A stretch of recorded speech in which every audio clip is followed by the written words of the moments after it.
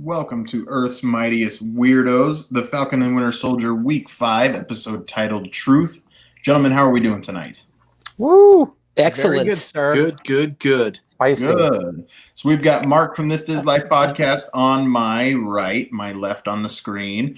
Mark is going to be just kind of hanging out, mediating the comments for the most part. He's got a nice looking hat, but for the most part, Mark, let's just get a... what did you think of the episode? And then you can go back into the shadows. I'm just going to be playing the role of eye candy tonight, gentlemen. And I'm ladies, I'm here for you tonight. No, You're Darcy. Smolder.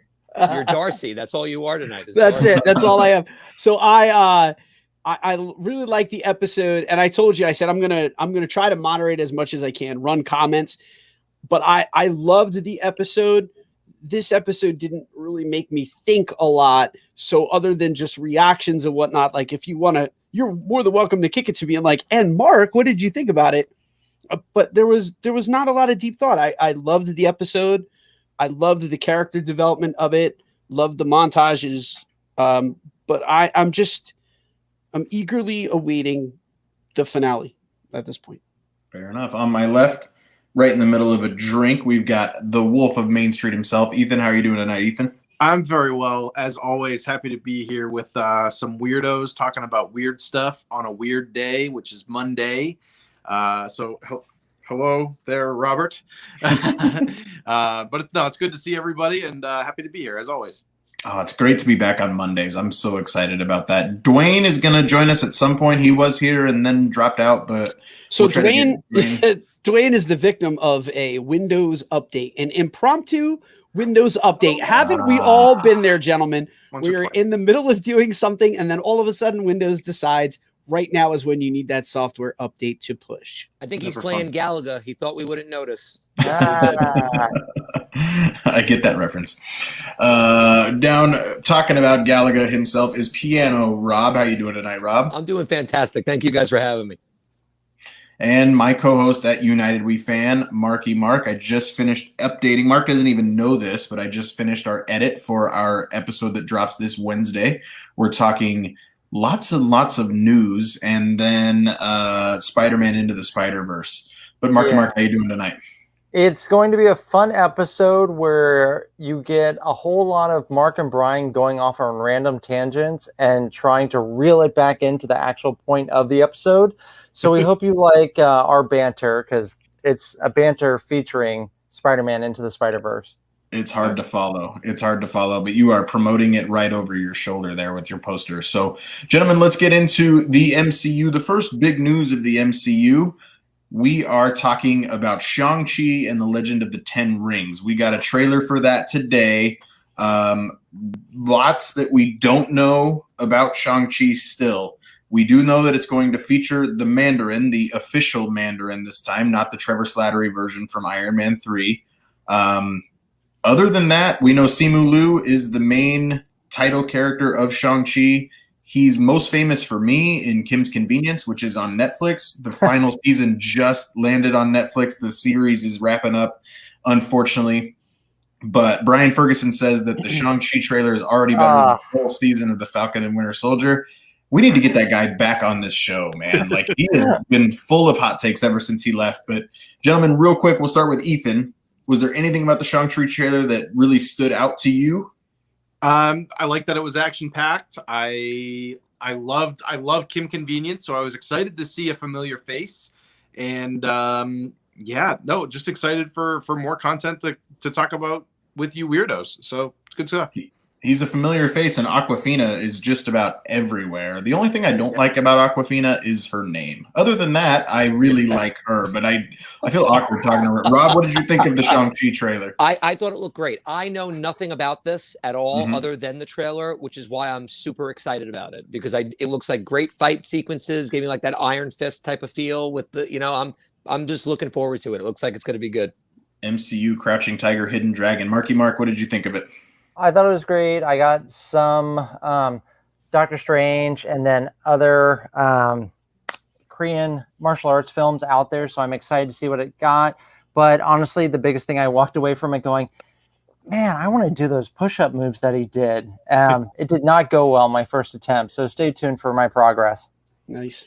Bryan says he can't wait to see what the 5 rings powers are in the MCU. The movie's called Legend of the 10 Rings, so I think we've got 10 different powers. But Mark, I know you're just kind of hanging out, but you saw the trailer. What'd you think of it? Are you excited? So the thing that like I love and so fascinating to me, how these different worlds are being folded into the greater MCU narrative. Mhm. So like that to me is the most fascinating aspect of it. So stuff like this, I'm like just so eager to see how it's going to fit the grand narrative of what they're going to do in phase 4 and 5. Blade, the same thing. I'm really like eager to see how these different branches of the Marvel universe and now are going to be the Marvel Cinematic Universe are going to fold into the greater narrative at large, because I mean, I think we're all looking for the big bad in this phase. Like it's kind of silly to do that because all we have right now are 2 Disney Plus shows and a post-credit scene really from Spider-Man to kind of give us a hint as to where we're going. But like we have Eternals, we know that there's a lot of cosmic stuff coming. We have, Love and Thunder. So we know that there's going to be a lot of cosmic stuff in there. So I'm just looking at all of the things that are going on. And then I look at Shang-Chi and I'm like, how fascinating. How is this going to play into the greater narrative? And it's just, it's exciting. Yeah. Especially for these first-time characters, give them a chance to play out. Like if you take the Guardians, other than that interwoven Thanos, Guardians very much played in its own world. So let's give these shows their own, or these movies. I'm assuming Eternals isn't going to have a lot that interweaves it until it does. So we can give all those a chance. Frankie says Awkwafina was great in Raya and the Last Dragon. Yeah, I expected a little bit more from that film, but anyway, we'll. Ant says, could the power broker be Rob Zola using Stark Tech? I don't think so. That'd be really interesting. But when you talk about a big bad, maybe she's not a big bad, but I can't wait to talk about Contessa Valentina Allegra de Fontaine, and the fact that they were able to. We'll say it again later, but anyway. Just call her Val, but don't call her Val. But don't, just think it. Don't call her that. But that was cool for them to surprise us with such a big actress as Julia Louis-Dreyfus. But let's start with our overall thoughts on the episode before we get into talking about it. Rob, what did you think of this week's Falcon and Winter Soldier? I like the action. I think there's so many undertones going on. To me, this is my opinion. I just feel that it sometimes, I don't know if it takes away or if it adds. I feel like we'll get into each of them as they come up, but there's undertones with the military. There's undertones with black people and him taking the shield and all that stuff. I feel like there's a lot of different messages they're trying to send, and I feel like I'm finding myself focusing on those too much. For me, it adds to the show if we get a season 2. If it's only a limited series and we're about to watch the series finale this week, then I think it takes away. I think it really depends on what's coming after this season. Markie Mark, how did you think of this week's episode? Did it top last week for you? Yeah, it's my favorite episode. I've definitely watched it quite a bit. I loved the conversations between Sam and Bucky, and then Sam and Isaiah. I think Isaiah deserves an Emmy nomination for sure. I think he's the only probably aspect of the show that's not a technical aspect that will get something. I do agree with you. There needs to be a season 2 to get a bigger picture of what's going on with these guys. But I loved the episode.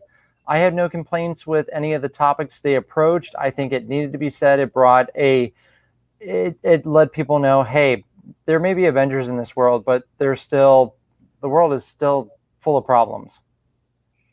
Yes, I agree. We already got Mark's thoughts. Ethan, what did you think? Are we improving the show? This week was a slight improvement. I will say that, but this series still has yet to just jump out to me. And maybe it's something along the lines where Rob said, like, there's a lot of different messages being put out here. Maybe it's too much, because I do find myself trying to grab onto those and learn more about them. But there were some really cool conversations in here between Bucky and Sam.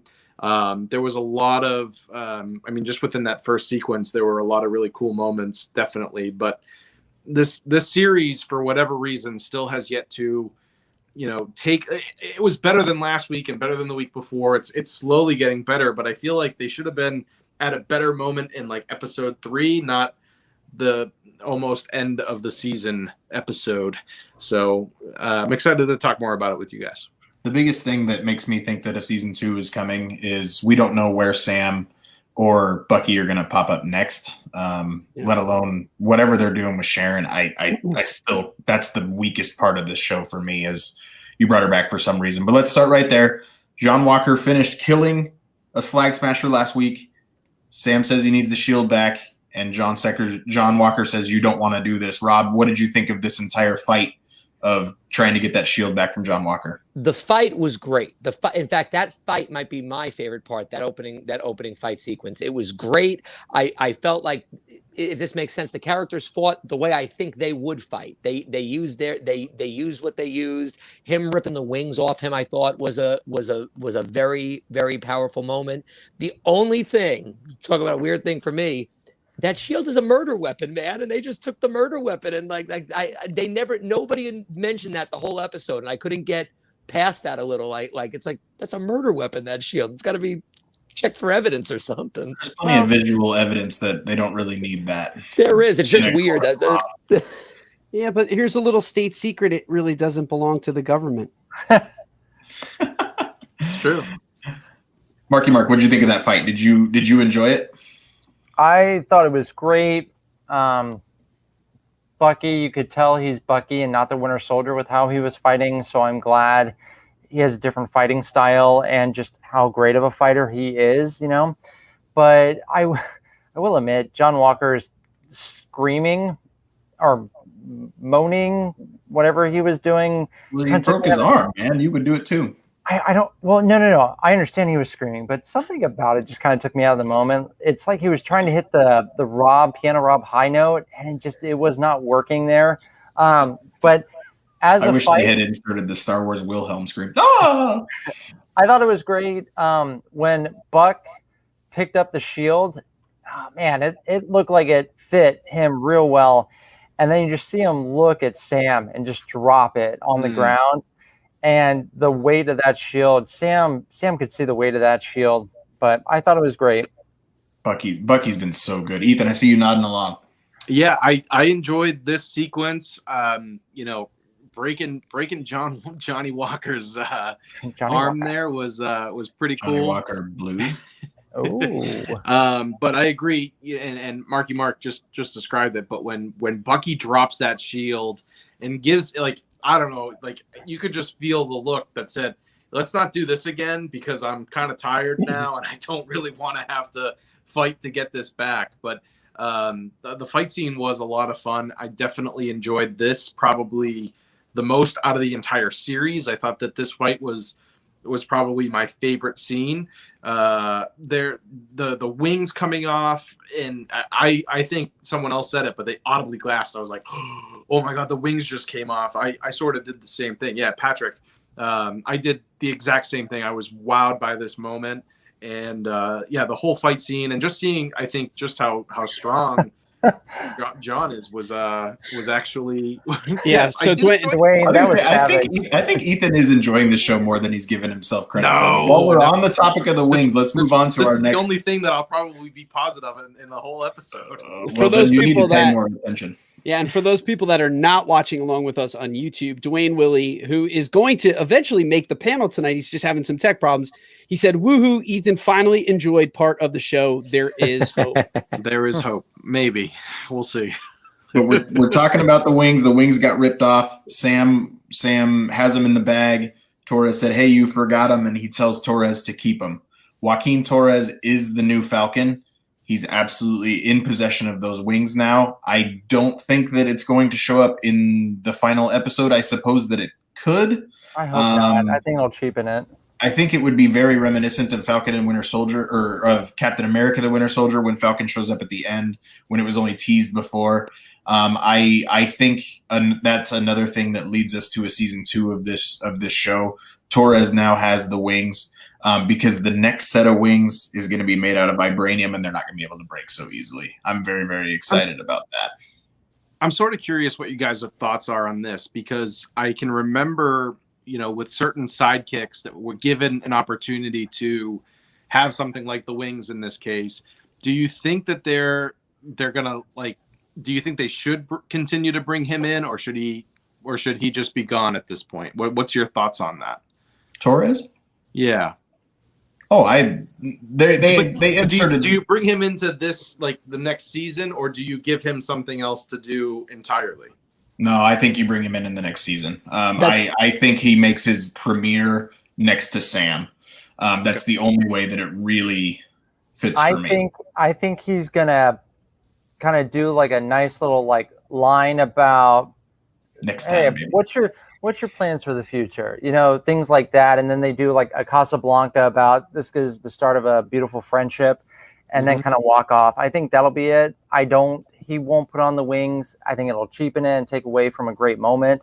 I think we're gonna get a cute line about them though and walking off. Rob, did you have something there? I pretty much agree with you. They're setting up a lot for the future in this show, and the thing is, none of us know what's it going to be for. Another TV show, another movie, and I feel like we're going to look back on this show and we're going to like it even more. But they're doing so much setting up. The whole thing's like an origin story, and I think that's what's hard for a lot of fans that aren't totally in it to grasp onto. Ooh, that's a dark origin story. He's going to have to become the sidekick, because when Sebastian Stan makes the jump and becomes Luke Skywalker over in the Star Wars universe. I thought you weren't talking a lot today. When he joins the Thunderbolts. Yeah, go back in. Can you give us our next prompt though, please? So our very next one is my favorite scene of the episode, where John Walker tells. And side note, this senator dude, after the blip, is there only one senator in the United States government? Because this guy is on the GRC. This guy is everything John Walker. He's everywhere. I don't know. I'm available, Marvel Studios, if you need another senator. But this scene for me, when John Walker stands and says, "I am Captain America, you built me," putting the government kind of responsible for his actions. John Walker's never been one that has had to make his own decisions before. And now that he's been Captain America, he hasn't always been making the right ones. He's kind of abusing his power of springing people from jail and everything else that he's doing. So he goes and he does all this. And this scene was very, very powerful to me. Markie Mark, you're questioning me. I don't think he was dishonorably discharged. They said he has no benefits and everything else. He wasn't honorably, I think they said, right? No, he wasn't honorably, but hang on, we're going to Google this while you guys talk. I'm going to do the fact checking. Go ahead. He said he was dishonorably discharged. I promise that he doesn't get his benefits or anything like that. But you go ahead and search that up for me. I'm doing it. Rob, go ahead. Did this scene hit with you as much as it did with me? Well, and I'm going to tell you why. This is one of those undertones I was talking about. Now, by the way, nobody told him to take the serum. That's what threw him off the deep end. But I think the government does this with a lot of our military, and I think that was one of the undertones they were trying to show. There we go. Dwayne got it. Dwayne is right. Yes, Dwayne is right. Other than honorably. That's what I thought they said. Thanks, Dwayne. But I feel like the government does this to our military a lot. Our troops come home, and I don't want to get too political, but they're not always taken care of. And I felt like there was a little undertone with that. Like, you guys did this to me, and I've been doing my whole life for this, and now you threw me out. So I thought that was a little again, this guy doesn't deserve it. Obviously, he's the villain. They're making him be the villain. He took the serum. He killed the guy. But that line resonated with me for that reason. The Disney cult is here, the reigning champion of, and I'm still a little bit bitter about that. Ethan's probably a little bit bitter too. I feel like Ethan and I are co-champions of Adult Game Night. This person does make me laugh. He says, "I hate that dude with every ounce of my being. I shall rain down on him, stupid John Walker." Disney cult is an enigma wrapped in a mystery. Yeah. No one knows who he is.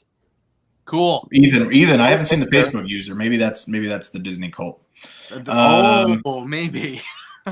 All right. Well, let's move on then.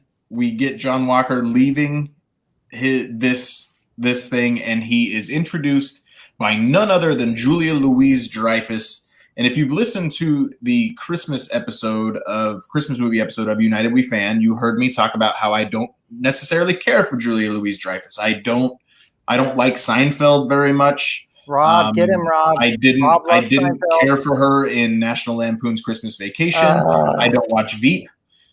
But still, Contessa Valentina Allegra de Fontaine in the comic books otherwise known as Nick Fury's lover or Madam Hydra. There he is. Don't ask me what Madam Hydra Oh. officially means. Dwayne has joined the party. And we're going to start right there with Dwayne. Did Julia Louis-Dreyfus do anything for you in this scene, Dwayne? It was interesting. It felt a little forced, you know. It was like So let me jump in right there. I think the reason it felt forced, and I was getting hardcore Handler vibes from the Umbrella Academy. If you have watched the Umbrella Academy, she was pretty similar to that character to me. But it felt forced because she was originally supposed to appear in Black Widow first. So this was going to be a reveal of a character that we already knew. Variety broke that right after this came out. So I think instead of changing the story, but anyway, I think that's why it was felt forced. But go ahead, Dwayne. yeah, I read that as well. But I felt like it was a little forced. I kind of had to do some searching after the episode for it to make as much sense as it did. I did find it interesting, you know, that, of course she knows about him. She knows what's going on. She's kind of got some information. And I kind of viewed her as this, we'll say, free agent. You know, she's kind of going to go wherever suits her.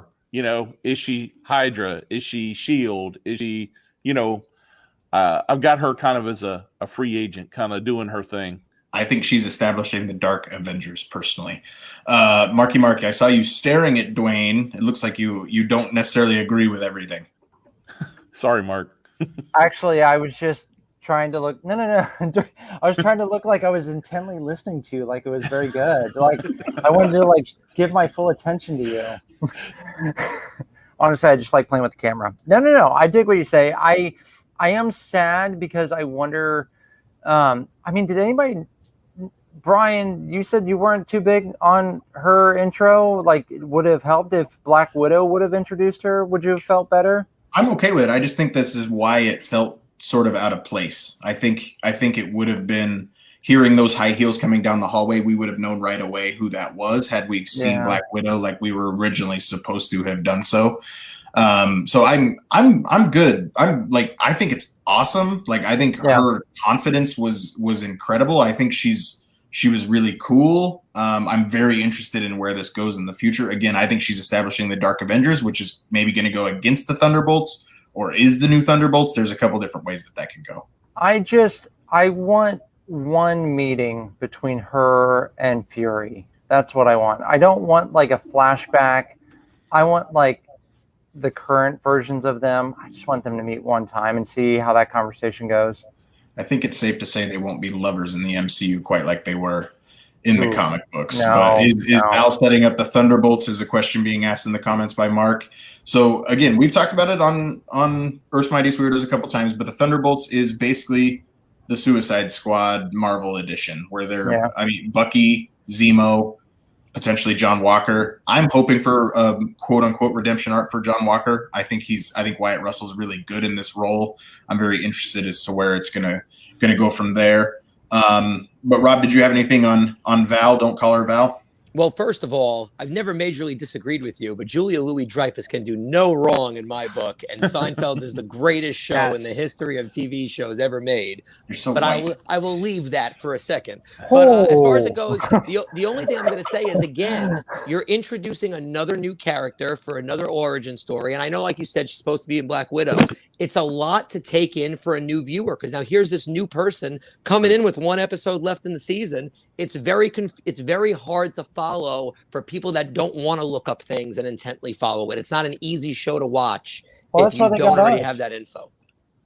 That's why they got us. Yeah, I'm very interested. If we do see her next week, it's only in a mid or post credit scene. I think Mark Valentine has something he wants to add here. So, you just touched upon this 1 second ago, saying that you were hoping for a redemption arc for John Walker. The only scene. Well, there were two moments. I said the week prior when he made the joke about knives, I chuckled a little bit. I thought that was it was a comical line. It made him feel like a real human being rather than a robot. But this week, that scene where he was court-martialed, and you realize that this guy has done everything that he was ever trained to do. He's only just been following orders, and if he's made bad decisions, it's because that was what was codified in him. It was the only scene that has ever really humanized him to me. And after that scene, I had that very same impression that you did, that I hope that we do get to see a little bit more of him so that he can redeem himself as a U.S. agent. Yeah. The question to me is, how does Val know what Val knows? And did Val break the news to John Walker's wife that John Walker took the serum? We never saw her face after that. I'm very curious as to where that's going to go. Ethan, we talk about people that aren't so into the MCU or anything like that. Did this entire scene just go over your head? You just didn't care? Yeah, completely. It just felt like a forced additional character that I had to meet and greet and try to get to know really quickly and understand what her main goal was. It just felt forced. It felt awkward. I just didn't grasp onto it. And I have a feeling that many people who are either just getting into the MCU or watching, this for the first time or just trying to get to know the characters more, this went way beyond anything that they could have probably thought about. So we're all playing from the same playing field. We're all playing from the same playing field on this one. So the next time she shows up, you're going to be like the rest of us. Yeah, that is true. I just feel like I don't know. I just felt like it wasn't. I can appreciate her character, and I can appreciate like what she brings to the table because I do think that she's a great actress. But I just, Ethan, she didn't land with me.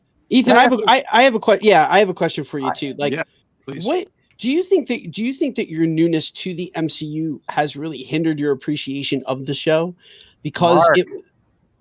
It must be a Mark thing. They're on the same. Because there wasn't a lot of exposition. We were throwing a lot of characters very quickly, whereas the fishbowl of WandaVision developed a lot slower. The introduction of characters it was a slower rollout. Right. Less characters, much less characters. I think with WandaVision, there were these main characters that were there from the get-go, and then they introduced minor characters, but in sort of a minor way. They weren't like when we met Isaiah Bradley, like that to me felt really important, but it went way over my head. And I know we're going to get into that, but it felt the same meeting this person too. So I don't know if my MCU knowledge is, it's definitely not as good as you guys for sure, but I don't know if it's hindered my ability to enjoy this series. That's a great question. I'm not sure. I don't know the real answer there. What's really weird about this particular character is it was, other than Nick Fury being Samuel L. Jackson, it was far more about the actor portraying this character than it was the character themselves, which is really weird for the MCU. So it's really interesting. We have another Dwayne in the comments. He says, I wonder if any editing changes will happen with Black Widow changing how Val is introduced there. I really don't think so. Markie Mark, go ahead, and then we'll move on to the next topic. So, Dwayne, let me ask you this, because Marvel Studios said these shows are going to be a huge part of the MCU. Like, they're going to be just as important to the storyline as the movies. And I don't mean this in a bad way. Have you seen all the movies? I just want to start there. Are you talking to me? You said Dwayne. Oh, sorry, Ethan. Dwayne, I kept looking at your pretty face. I'm sorry, Ethan. See, Dwayne, Ethan. Can you say that again? Have you seen all the MCU movies? I have seen all of the MC movie. Yes. Okay. Have you, would you say you're very familiar with them, or you saw them to say you saw them? I would say there were a couple of them that I saw to say that I saw them. Okay. Yeah, but because some of them. Don't talk about Iron Man 3 that way. Yeah, Iron Man 3 is definitely one of them, and I would even say like the first Captain America didn't really grab me like it did for many of you. So, all right, let's take it easy there. Sorry, but I think my question is just God, how do I want to phrase it? These storylines are definitely. Why are you the way that you are? No. What's wrong with you?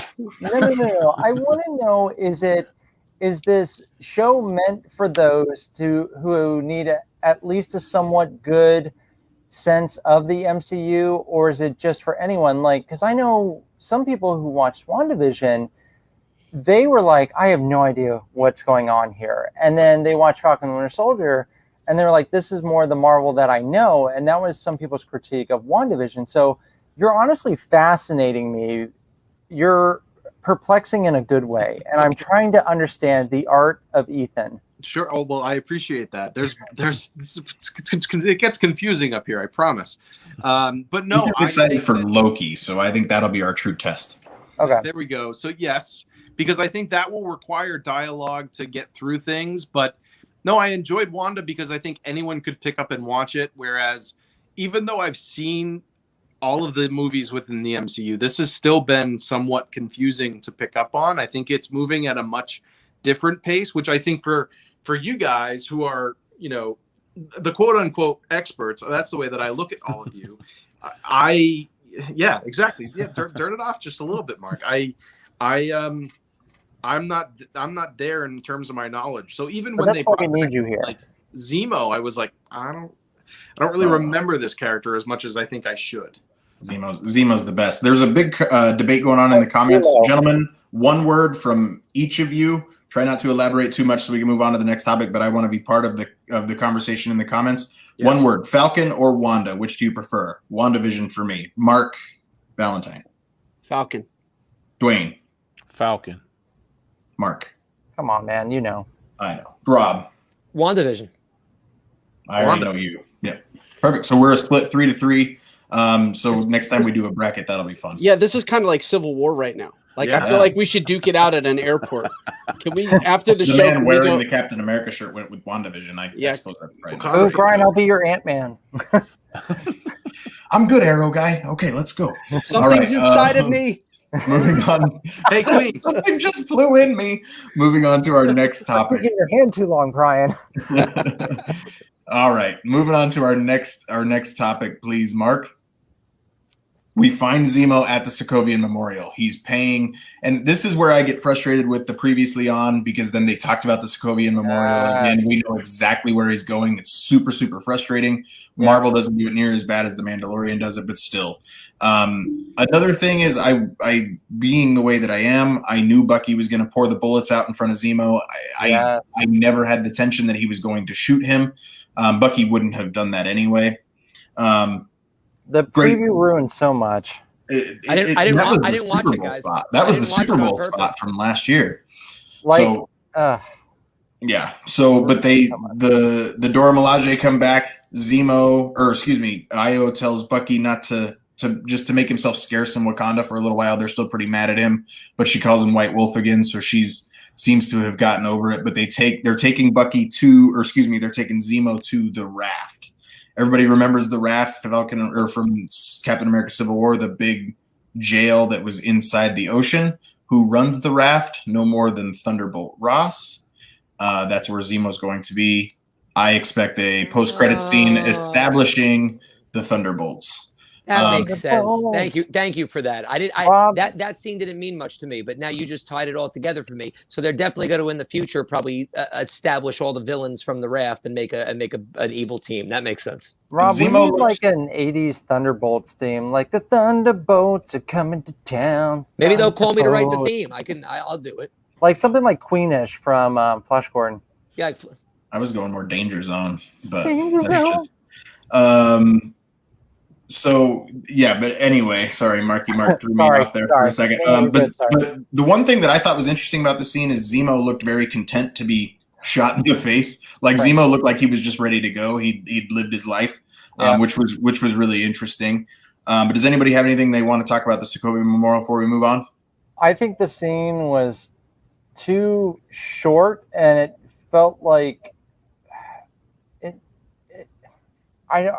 it just felt really short and rushed. I wish they would have taken more moments about the memorial, more moments with Zemo.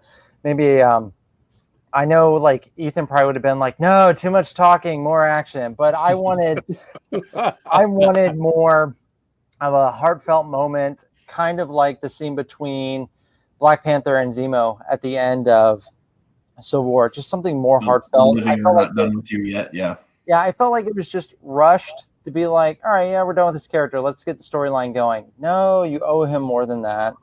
Yeah, I needed more Michael Bay explosions at the Sokovian Memorial. Sokovia's had enough explosions. Yes. But it threw me off when it said they were in Sokovia. Like I genuinely thought Sokovia no longer existed. But if they had put Latveria on the screen, that's all we would be able to talk about. So, Can I just this is not a funny question. It's not to be funny, but Sokovia, the extent of Sokovia was that city. Like that was it. What is it like? Well, there was a castle there. Zemo had one. Zemo had a castle. No, I get that, but what is it? It's like their capital city. Their capital city got taken down. So take a small European country like that, and if you take out their capital city, the whole country is going to collapse. I mean, I know it's fictional. I'm assuming it's like Monaco, that it's just that city is the extent of the country. It's just so tiny and small that. Did you all know Monaco can fit in Central Park in New York City? Mm-hmm. I know. Wow, I do know. Whatever. Cool. I do know that fun fact. Whatever, Mark. Fine. I didn't know that. Thank you. I feel so educated.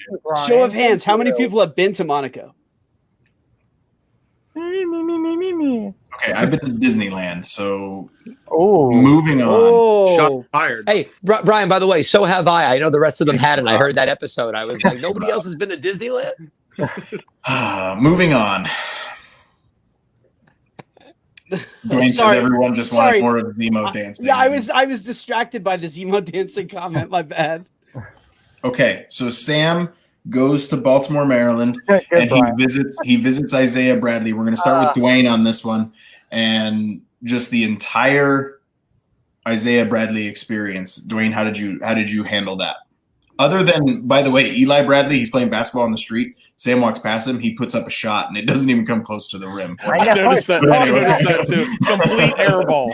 Complete air ball. I noticed that same thing, Bryan. Dwayne, how did you experience the Isaiah Bradley experience? I liked the scene. I thought it was interesting because it's really about his perspective, because at this point, Isaiah and Sam both have a little bit of a different perspective, as they go into the conversation.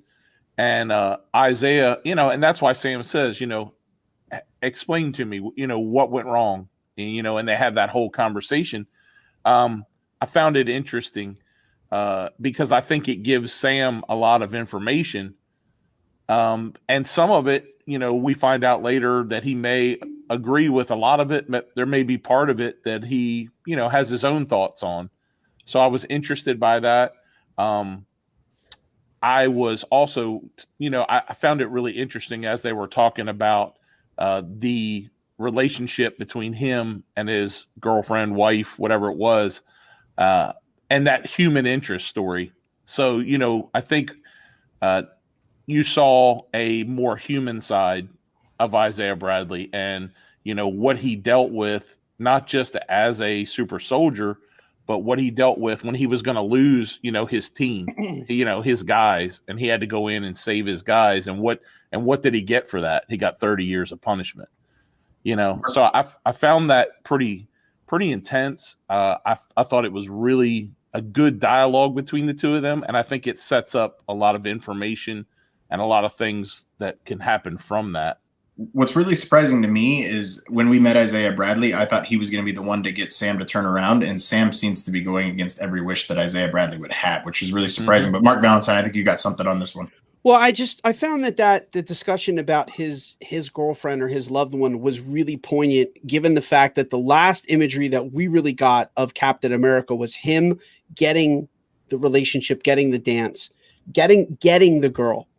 That both of those Captain Americas, if you will, were lost. Both lost love, but one of them is going to get the happy ending that he craved and longed for, whereas Isaiah will never get that satisfaction that he was deprived of his life. Both Caps were deprived of their lives for very different reasons. One, because he's frozen in ice and then spends a great deal of history basically inanimated. The other one, because he's imprisoned, tortured, and experimented on. And it just that really hit home for me because, here the Russo brothers just set up their guy to get the happy ending that we've wanted for him since the first Avenger, Isaiah is never going to get that. And that for me was the most powerful moment of the entire scene. Yeah, that was extremely powerful. For me, what really hammered it home was when Isaiah said, America will never choose a black man to be Captain America, and no self-respecting black man would ever want to be.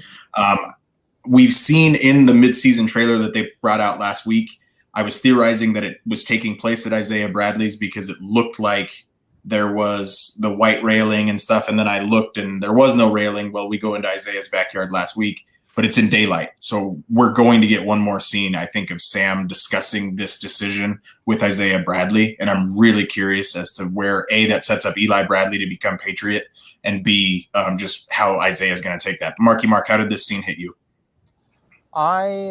From a filming point of view, I love that they filmed it somewhat like a play, a very intimate play, just two people having a conversation. And I would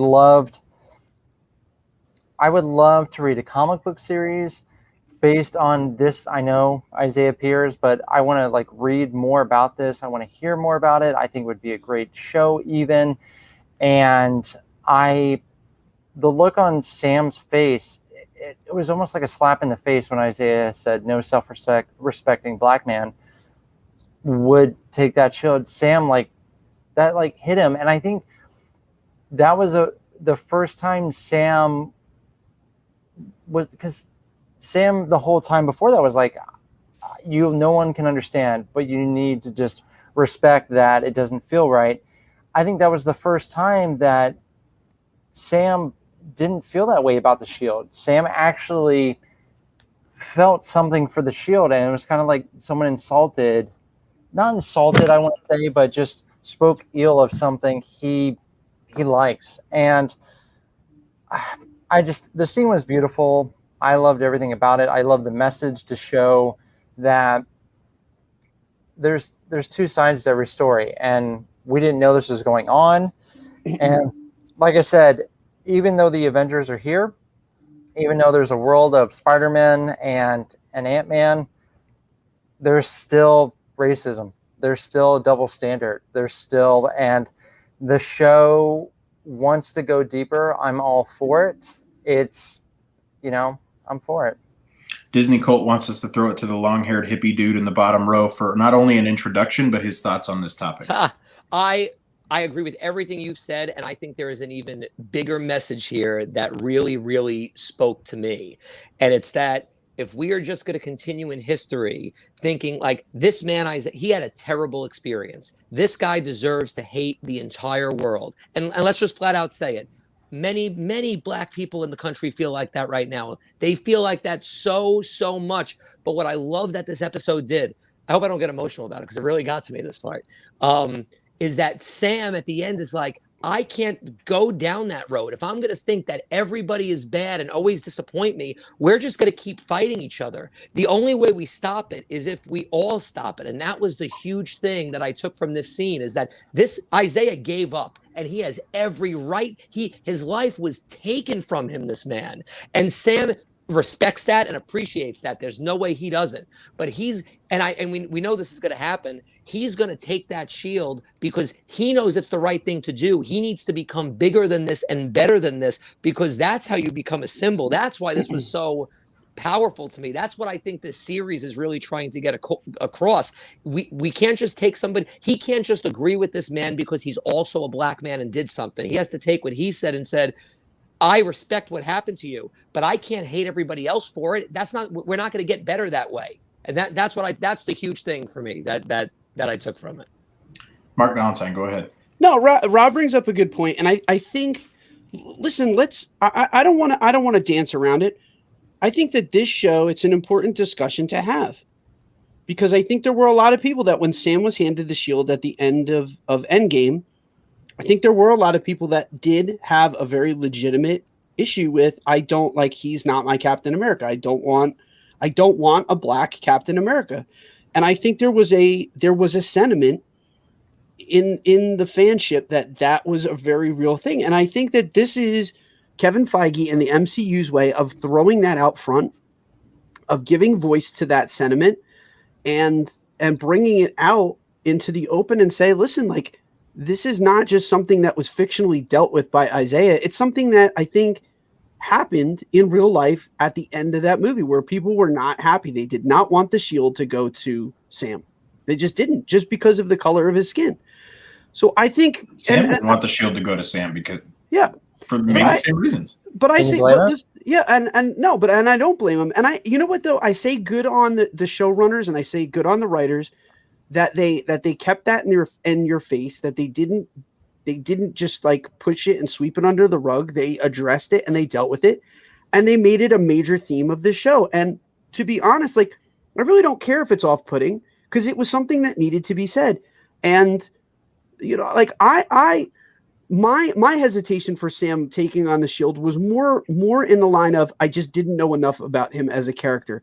This show has made me love him and fall in love with him because of his narrative, because of the struggle. And Ethan, I understand too that you want a lot more action, but for me, the reason I picked this show over WandaVision, this show gave me exactly what I craved and wanted from Sam and Bucky, which was character development, background to make me really care about the next generation of what these guys are going to do. Before we went into phase 4, I would tell you both Bucky and Sam were not my favorite characters. They were very light on character development, and their character development was derivative of Steve. It was their relationship, and solely their relationship with Steve, that made me care about them. Now, because of this, I care about them independently. I love them both independently. And I am so on board with Sam as Cap. Like, I might tear up when he puts on that suit next week and shows us the next generation of Captain America, which is a proud, strong Black man who is determining his own future, who has conquered his self-doubt, who has conquered the haters, and is ready to become the hero that we all want and now need. There's been three characters. Give me just a sec, Dwayne. There's been three characters that Sam has in his conversation said he's trying to put himself in their shoes. He did it with Carly. He did it with Sharon, and he did it with Isaiah Bradley when he's saying, I'm trying to, and I may have reacted the same way had this played out for me. Ultimately, Sam is still making the right decision because he's going against what Isaiah Bradley told him not to. He's never going to do what Carly Morgenthau did. And Sharon, I think when she's revealed as the power broker, I think we're going to have an interesting set of dynamics there. But for Sam to be able to see and think for himself of, hey, if I was in that spot, I would probably be feeling the same way, but I'm not going to judge them for that. At the same time, I can't let them make that decision for me, and for Sam to act as his own man, because Isaiah Bradley called him out and called him a not self-respecting Black man for taking on the mantle of Captain America. And that's not something that Sam is taking lightly. Go ahead, Dwayne. Yeah, and we can, if we need to wait to get there, but at some point I want to just have a second about that conversation that kind of follows that scene, but later on in the show where... Go ahead now, yeah. Just go ahead now. Yeah, okay. Well, when Bucky and Sam are outside and Sam's doing the training and all that kind of stuff, they have that conversation. And I found that moment really engaging when Bucky said, you know, hey, when Steve told me what he was going to do, you know, about passing the shield on, he said, we never thought about how that would be perceived, you know, in him as a Black man taking on the shield. And I thought that moment was really good. And, you know, he says, I'm sorry. And to me, that was this real heartfelt moment that maybe we hadn't had, you know, so far with Bucky and Sam. They had been, yeah, we're not working together, we're working together, you know, that kind of thing. And yes, we saw them work together, you know, with the ship and everything. But that moment when he has that conversation, I think that conversation is real important, because at that moment, Bucky realizes the gravity of, you know, Sam becoming Captain America. And to me, that scene right there was really important. And to me, it really touched me. That I really liked that. Something else really stood out to me in that scene, but when we get to it, is I'll talk about it because it doesn't relate to anything that you said, and I do not want to take away from anything that you said. That was a wonderful thought. Go ahead, Markie Mark. Just real quick, I think the scene where Sam is doing his training that you brought up, and his nephews look at the shield and look at him, and you see that pride look on his when face. He traces when he traces that star, that was so powerful. But here's what I like. They didn't look at him like Uncle Sam. I think they looked at him like Captain America. Yep. And they, I like that. Yeah. I love how they looked at him, and you could see he stood up prouder because that was his moment of feeling like Captain America. And I love that shot. So the boys, Captain America, they don't have the feelings that Sam. I was going to say before we get boys, go ahead. Before we get away from that point, that's exactly it. You can't let what happened to the generation before jade you from doing what's right in this generation. That's what I took from that. Yeah, absolutely. Let's move on to our next topic. Wonderful interaction, gentlemen. I really enjoyed talking about that. So John lied to Lamar's parents. I don't want to spend a lot of time on this. John Walker's trying to make himself feel better. He's trying to justify his actions. Yep. Lamar's sister clearly doesn't fully believe John. Like, it took me until the second or third time I watched it. Like, the first time thought it was not great acting. No offense to the actress. But then I really started realizing what was going on in that scene, and she was kind of giving John the side eye. They've met John before.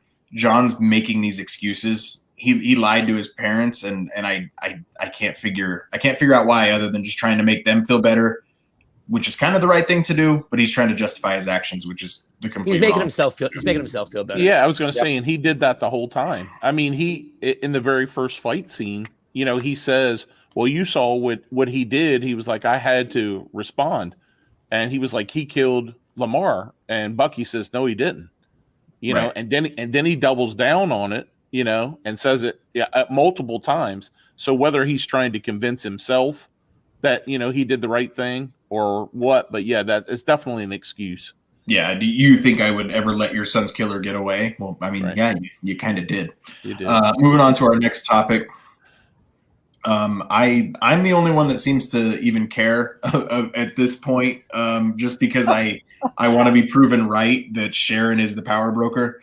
She has to be. She has to be the power broker. The only other person that's been able to hire Batroc is Nick Fury and the Lumerian Star. She's either the power broker number 1 or number 2, but she is the power broker. Again, why did you bring Emily Van Camp back into this show just to underutilize her again for her third project? I don't understand it. They've got a lot to fit into next week, where even when they tell me she's the power broker, I'm going to say, yeah, okay. And then I will come on Earth's Mightiest Weirdos and toot my own horn about how I had that from week 3. But I'm not the only one. But Disney Cold, if you pull that back up, Mark, it says, "I'll tell you what's not great acting. Someone who says they've never watched a Marvel movie. What is wrong? If this want to be fine liquor." Yeah. So, I mean, the MCU is great. There's a whole lot of bunch of good stuff in it. Dwayne says playing it that John had pre-serum PTSD and it only got worse. He talks about that with Lamar last week, of he's got the Medal of Honor to remind him of the worst day of his life. Just all that kind of stuff. Frankie's not a fan of John Walker either, but she hires Batroc, who goes to the Flag Smashers, gives them weapons, gives them all kinds of stuff.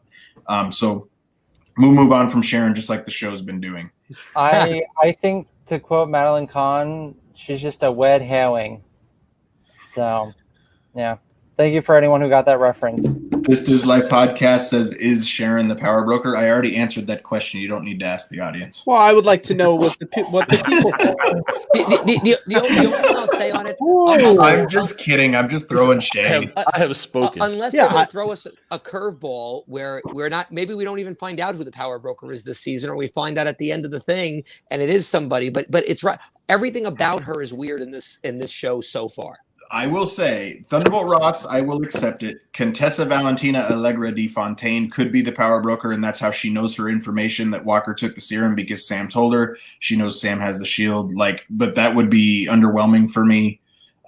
Sharon's just the power broker, and that's where I'm at. And I apologize, Mark Valentine, for being a jerk. I didn't mean for it to come across that aggressively. Listen, I am a man of the people. So I'm asking my people what they think. Let us know if you think that Bryan. So to my people, if you think that Bryan is wrong, let him know in the comments. Blow him up. Please do. Avengers assemble. I saw somebody write in the chat earlier, like if it could be Wilson Fisk. I don't think they can bring Wilson Fisk in because of the Netflix shows. No, they have the Oh, that's rights. over. They have the rights now. They have the rights. Oh, they can still use him again. All right, well, Yep. we'll see what happens. Kingpin is on the table, but he's not. That's not coming. Not yet. Von Doom. All right. Moving on to our next topic. Oh, Katie said she's not sure what to think about Sharon. Yeah. I don't disagree. Does anyone else say Sharon like Ozzy Osbourne? Sharon.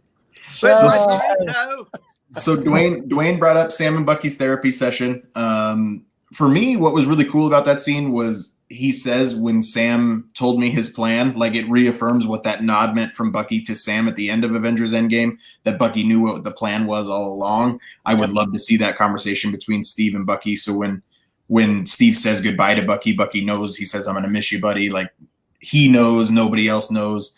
But that nod that he gives to Sam, that was really, really cool. But just Bucky putting aside the man in himself and simply being man enough to apologize to Sam was a big deal, because he's been going at his very first words to Sam that we saw in the series. You shouldn't have given up that shield. Not why did you give up the shield? You shouldn't have done it.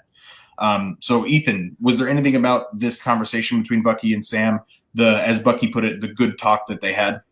Yeah, it was a good conversation. I think that Sam needed to hear it to justify, starting to use the shield and starting to work out with it and starting to figure out if, this is really the right course for him to be taking. And I think it goes back to the conversation that they had where, Bucky sort of says to Sam, like, if Steve was wrong about you, what does that say about me? And I think it took maybe some self-reflecting on his own self, which I feel like Bucky's done a lot of, to sort of realize that maybe I should have this conversation with someone that I've become close with, someone that I've sort of allowed into my, sort of inner circle and my thoughts and my feelings, and have this conversation. So I did appreciate it from that standpoint.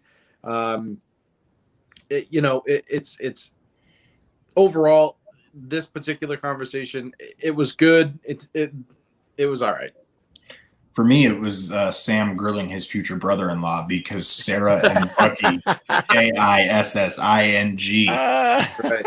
I am here for that. Rob, what did you think of this therapy session between the two? I loved it, and I'm going to tell you. First of all, we never talk about men's mental health, and I think that this show has done a very good thing, because people need, that's something that needs to be discussed. It's okay to not be the old image of a man. You have problems, you need to talk them out. They both got what they needed out of this conversation. Sam started to realizing he can't judge himself by what other people think of him, by the color of his skin, by other people's opinions. He's going to be the best version of himself. And I think he finally came to grips with that at this episode. And he did the same thing for Bucky, because Bucky's been trying to get revenge or do whatever he has to do to get his demons from all the things he did as Winter Soldier. And Sam gave him the best kick in the ass that he could give him by telling him, start making those people feel better. And I know we're going to see something with his neighbor that Mr. Nakajima. That's going to be rough. And that's going to break me down, and I'm sure it's going to be emotional, but how true is that? You can't erase the past. You don't have to go tell the guy you did it. That's not going to make him feel better. Sometimes admitting it in this type of situation, it's not what that guy needs to hear. But go be a good neighbor to him. Go talk about his son. Go and that's what's gonna. I don't know. It's beautiful, man. There's a lot of beautiful things that happened in this episode, to be very honest, and that's one of them. Yeah, it was wonderful. Markie Mark, real quick, go ahead. Yeah, I love the conversation started with them just playing a good old fashioned game of catch, even though it was with the shield. That's what they were doing. Like, there's just something about it. It's like, I know I used to do it with friends. Whenever we needed a conversation, you just play catch. There's something about playing catch. It's how you got them to open up. They had a real conversation, a better understanding of each other when they had that earlier therapy session. They weren't ready, and that was a controlled environment. These guys needed they needed to go through the shit first before they could Language. before they could have the talk. And I mean, Rob hit it on the head. Mark says that, and then the comment comes up of fire out of the devil's anus. Like, I know. For those that are just listening, Disney Cult has a picture of the devil's anus from Thor Ragnarok as their profile picture. Anyway, sorry to interrupt you, Mark. No, you're good. I think it was two very masculine men putting it all out there, letting them know they have feelings, they have emotions, and also listening to each other, not just, using the cliches, not saying suck it up. They actually had a real conversation like two human beings. These two men who have saved the world more times than they can count, they had a heart-to-heart. They had a bro moment. Yep. Our next topic, we talk. The only reason I put it in here was Sam's Rocky montage. I wanted to talk about the boys tracing the star, and Sam just really looking more proud to take on what he did. But moving on to the final topic before the credits hit us, the Flag Smashers infiltrate the GRC vote on the Patch Act. So it was weird that they kind of lingered on that one guy in the middle of the park. And then you figured out why, because that dude is inside the room, in the room where it happens, if you will. And he's able to shut down the GRC vote. Great way to end the episode for me. Pretty terrifying with those red lights. I think it's a great way to set it up. And Joaquin Torres fills in Sam where this next thing is happening. So Sam busts open what's in the box. And I cannot wait to see what that. Well, okay. If you really want to know what that costume is going to look like, you can find it. Paltrow's head. Yeah. Wow. Yeah. So Brian, that's Pepper Potts, you man. made a Broadway reference. Good for you, Brian. That's Hamilton. Everybody makes the Hamilton reference. But let's finish up by talking about the post-credit scene. And we're going to start with the man who didn't know there was a post-credit scene until I told him that there was one in Piano Rob. John Walker's got a brand new shield. I didn't. I have to admit that they sent the outline for tonight's episode, and I was like, when did he get a shield? And I'm like, was there a post-credit scene? I went back and watched it. The one thing I thought was somebody interesting. Somebody put that video over the Home Depot music, and it looks like a Home Depot commercial, man. Like, find that TikTok. It's really, really funny. I got to look at that. The first thing I found interesting was you just heard the banging of the hammer, like the Iron Man sound, which I thought was a little interesting about the scene. That caught me. Other than that, I think it's just setting him up that this guy's going to go rogue right now. Like, he decided he's Captain America. This serum has brought the worst out of him. And I mean, there's going to be a war here. And again, we don't know exactly who all the bad guys are here, which is really going to be interesting about that. There's a lot of who's going to team up with who to defeat who. But it's going to be interesting. We'll see. He's making his own shield. So here we go. Make the best decision of his life and answer the phone call from Val? Don't call her Val. It'd be really interesting.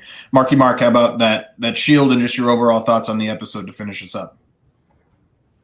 I'm curious to see the final product. It kind of looks like just do your own shield. So I'm hoping it looks like the pieces putting it together. I was like, oh, this is not going to look as cool as you want. It's kind of like whenever you watch Captain America, you're like, I'm going to go build my own shield. I love Captain America. And then it comes out like we give him one leeway and he just lets him fly. Yeah. All right, fine. I hope it looks better in the next episode, but man, it looked real rough in that little team builder there. It looks better than what I could do, but it's got the Medal of Honor on the back, which I'm really interested. Like, I really don't know. Dwayne, what did you think of just the episode overall? Hi, Sarah. The overall episode I loved. Again, for me, the action scene in the beginning was exceptional. I missed that when you guys were talking about that earlier. I loved that. I loved some of the lead-in conversation before the action scene. But overall, for me, the conversation and the connection, I think, between Bucky and Sam, I think that was huge for me. And then, like we said, the conversation that they had, to me, that conversation and just the entire taking the information he had from Isaiah, talking with Bucky, Also, just to bring up, I know we've all probably talked about it, but his sister also kind of makes that statement to him. She says, "Are you going to let what Isaiah thinks, determine what is right and what you're supposed to do?" Yep. So it's doing exactly the opposite with Isaiah Bradley as I expected. Yeah. It's interesting. So to me, that entire narrative I found really moving in this episode, and I'm excited for where we're going. I also would really, like you said earlier, Bryan, would really like to see them push this into a second season, so that we can continue that narrative, especially not knowing where they're going to fit into the next, movies. So. Yeah, so Disney Colt wants to know if Tony Stewart helped him. Tony Stewart's the driver of the Home Depot number 20 NASCAR car. But just some really funny ones. One thing I want to mention about The Shield, and if you want to get really in-depth about the show, find the MCU Fan Show podcast. Sean Gerber does a wonderful job on that podcast and goes for an hour and a half longer than we've gone tonight. But he brought up a really interesting topic of what that suit being made out of vibranium, being made by the Wakandans, means because of what Wakanda has meant in our real life culture in the Black community, and the fact that Captain America is going to be represented by Wakanda. Just a really, really cool, interesting way to think about it. And again, those wings are not going to break. Ethan, just any final thoughts on the episode? I'm just simply waiting for the John Walker Lego set for his Shield. Shield Lego set. Oh, I will buy that. I will absolutely that thing you'll be stepping on that for days. No, at the end of the day, I'm excited for the next episode. I started to get a little more into it than in previous episodes, so I guess I do have that going for me amongst you guys. But we'll see. I'm hopelessly optimistic that the next episode gives me something worth talking about, because I feel like I just haven't felt that way yet. Mark Valentine, don't think I didn't notice that the box of scraps comment showed up multiple times. So go ahead and say your box of scraps line for the people. This is Ethan. Ethan, the test results just came in. Yeah. And it turns out that was a lie. Sorry, I stepped on your joke there. That was a lie. Ethan's like, I'm excited for next week. No, the test came back from Maury Povich show. That was a lie. I'm just busted on Ethan. I'm just busted on Ethan. I love you, buddy. Gentlemen, every week. No, I got it. So every week we're in the chat and everyone's like, Dwayne will text me, is like, it's like 11 out of 10. Mark is like 11 out of 10. Rob's got some questions, but he's usually around a 7 or an 8. And then Ethan comes in, it's like wah wah. Like 3, 4. He's like, it was a solid 2.5. Yeah, he's a solid 2.5 for me this week, guys. I love you. Well, listen, there's nothing wrong with that. And that's why Mark and I kind of asked. It's exactly no, but but we also asked that if your newness to the MCU has hindered you liking the show, because it is like there's a lot of characters, there's a lot of history and lore that's happening, that if you have not had multiple viewings of movies in the MCU, I can totally understand. You have a perfectly valid point, even though I'm razzing the crap out of you right now. Mark. That's the word we say on this show. See, it's my Captain America hat. I'm language, but I'm razzing you. But your point is very valid. That if you were a newbie coming into the show, not knowing a lot about what's going on, it could seem very confusing, or just those moments would fall flat. I'm just busting on you. I like I said, I can take it. But I'm glad that you're excited, sort of, maybe for next. I'm right there. I'm somewhere in between. Piano Rob playing Boathouse this weekend? I am, Friday, Saturday, and Sunday for brunch. Wolf of Main Street has a podcast that drops tomorrow. I heard the guest is a pretty nice guy. Over here. I was on the Wolf of Main Street. That podcast drops tomorrow. This Diz News tomorrow night, 8:00, with the man in the corner, Dwayne, and Ethan. So back here on this same YouTube channel, Markie Mark and I, like I said, United We Fan, drops this Wednesday anywhere you find your podcast. Earth's Mightiest Weirdos, also anywhere you find your podcast. Rate, subscribe, review United We Fan Plus this Sunday night at 7:30 Eastern Time as well. Mark Valentine, go ahead for the last word. This Diz Life has a two-parter this week. That it was we got started on. It was the episode was called Disney Dads. The guy right below me sits in. He's become so. The other thing is he's become my co-host of sorts. Like it just happened that way that we enjoyed sharing air that much that I said, hey man, just come every week, come and sit down with me and become my co-host. So Dwayne joins the show, but James came on the show, and we had some pretty funny moments. Some really interesting discussions centering around pineapple and tagine. So there was a pretty fascinating pineapple and tagine segment of the podcast, which must be experienced.